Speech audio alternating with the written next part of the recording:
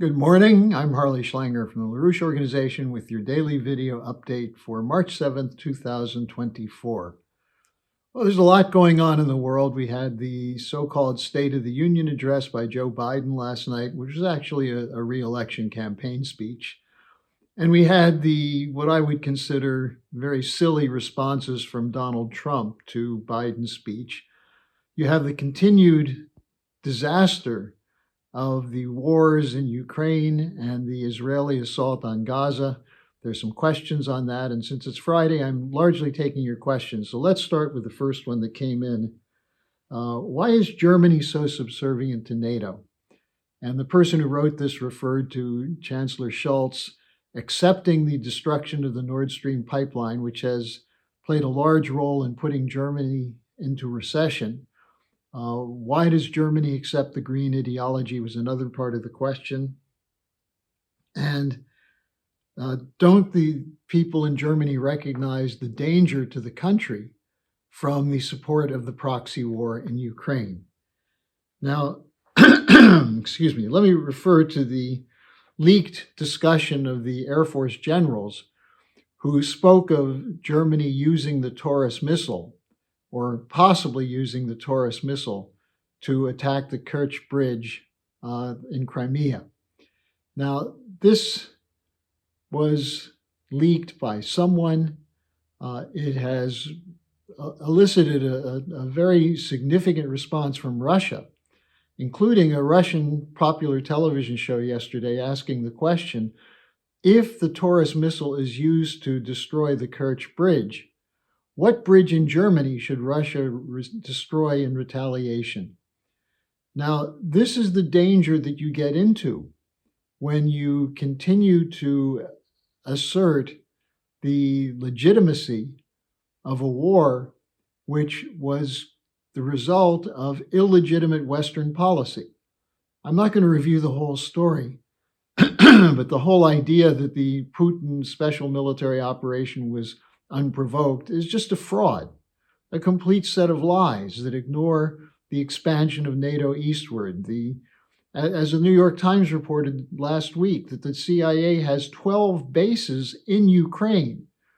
Now, these go back to 2014. Now, doesn't that seem to indicate that there was legitimacy in Putin's warning that Russia does not accept the idea of Ukraine being used as a base to attack Russia? Why are CIA bases put on the border of Ukraine, of Russia and Ukraine? And the legitimate question is, what is the U.S. response? Were the Russians to put bases, intelligence bases and military-related bases on the Mexican border? So, you have to look at this thing and ask yourself, what is the reason for this? And you have to go back to what the coalition government represents.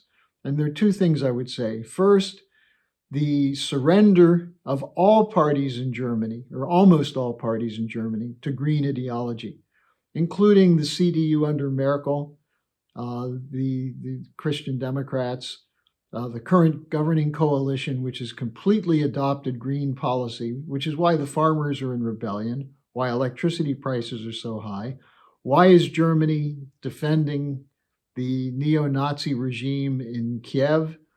Well, this goes back to the creation of NATO and the purpose of the creation of NATO. As Lord Ismay, who was the first General Secretary of NATO, a leading British figure who was an aide to Churchill during World War II, Ismay said that NATO's role is to keep the United States in Europe, keep Russia out, and keep Germany down. And that's been the policy. Now, Germany was allowed to develop industrially, but the danger has always been from the standpoint of British geopoliticians. What happens if German industrialists link up with the raw material power of the Russian state? What would be the result if you had an alliance in Eurasia of Western Europe with Russia, with China? And for the British, this would be catastrophe. For the present Anglo-American empire, it's the same thing. It's a threat to the idea of the West as the sole superpower. and the dominant force in the so-called rules-based order. The problem is that you have many Germans who see the idea of German prosperity as linked to Germany's role in NATO, Germany's part in the European Union. And they ignore the reality, which is that Germany is being used to conduct the war in Ukraine against Russia. For what purpose? Well, you could say to weaken Russia economically and militarily, which if that's the main reason for the Western war hawks, it's failed. But a deeper reason, to prevent a German-Russian rapprochement, to prevent an alternative financial and economic system outside of the control of the City of London banks and Wall Street. That's the reason. And it's the power of those banking institutions and those financial institutions, such as BlackRock, such as JP Morgan Chase, such as Barclays, such as the Rothschild Bank, such as Lazard Frères and the other globalist synarchist banks and financial institutions. Their drive, their intense desire is to prevent a break from the unipolar order. To them, the idea of multipolarity or of mutual benefit is unacceptable. Everything must be subordinated to the needs and demands of the Western banking system. And that's why you see the political parties in Germany conducting such a cowardly approach in absolute fear that they'll be accused of nationalism, of defending German sovereignty. And so as an American in Germany, I can see that. And I see the tremendous potential in Germany, the history, the rich cultural, scientific legacy of the German classical period, of the period at the end, pre-World War I, as well as what was carried on in the aftermath of World War II with the attempt to rebuild Germany economically. But what we see also was the psychological warfare conducted against Germany with the collective guilt policy of the British and the imposition of such institutions as the Congress for Cultural Freedom, which essentially operates from the standpoint that there is no moral law that exists, there's no natural law, and that everything is relative. And therefore, you can have a relativistic morality, which Sergei Lavrov calls the post-Christian policy of Europe. So I think that's the beginning step in explaining what's wrong with Germany, what's wrong with the political leadership. It's going to have to change, because otherwise Germany will go into a profound recession and will be brought in as complicit in the war against Russia, to the great detriment of the German people and the German nation. Now, a second question, what did you think of Biden's State of the Union address? And I had a comment from Japar, who quoted Marshal Zhukov, who he said, quote, "We have liberated Europe from fascism, but they will never forgive us for it." And he asks, do Americans support Biden's approach of his State of the Union address? And do Europeans really believe that Russia will attack them? Well, on Biden's address, this was juvenile. It was Biden. I mean, the most important thing for the Biden supporters was that he didn't collapse during the address, that he was able to get through reading his sentences without many mistakes, that he sounded strong and firm. But what did he say? He said, "We're defending freedom and democracy. This is the Atlantic Council talking points. The world is divided between authoritarian regimes and democracy, and America is the center of the fight for democracy." Well, look at the censorship. Take just as an example the fact that the United States is committed to destroying the life of Julian Assange for doing what? For publishing U.S. documents to show that the U.S. government was lying repeatedly about the war on terror. So how is that freedom and democracy? The suppression of the movement of Lyndon LaRouche, the attacks on Lyndon LaRouche himself, which have not ended even after Mr. LaRouche's death. How can you say this is a democracy? But more importantly, what does he say is the essence of democracy? It's standing up for Ukraine in the proxy war against Russia. Biden's allies are saying that Ukraine has done a great job of hollowing out the Russian military. Well, that's war. It's war propaganda. It's commitment to war. This is the Orwellian war is peace. This is not a strategy for mutual survival. And so when Biden goes up there and says that he's committed to the struggle for freedom in Ukraine and that we want to see Israel respect humanitarian rights of the people in Gaza, even as we continue to fund their military operations, fund their government, give them diplomatic support, a cover at the United Nations by vetoing any measure for ceasefire. That's Biden. Now, the problem is, what was Trump saying yesterday in response? Well, he was saying that Biden is deranged, he's mentally incapacitated, but he said that there would never have been, that the invasion of Ukraine by Russia occurred because of Biden's weakness. He's ignoring the history. Here's a chance, President Trump, to educate the MAGA supporters as to what really happened in Ukraine. The deep state you claim you oppose carried out the coup in February 2014, supported Ukraine as a military force against Russia. The same people who concocted the fabricated Russiagate story to attack you, President Trump, are the ones who say that Putin's invasion of Ukraine was unprovoked. Well, it's time to present the truth.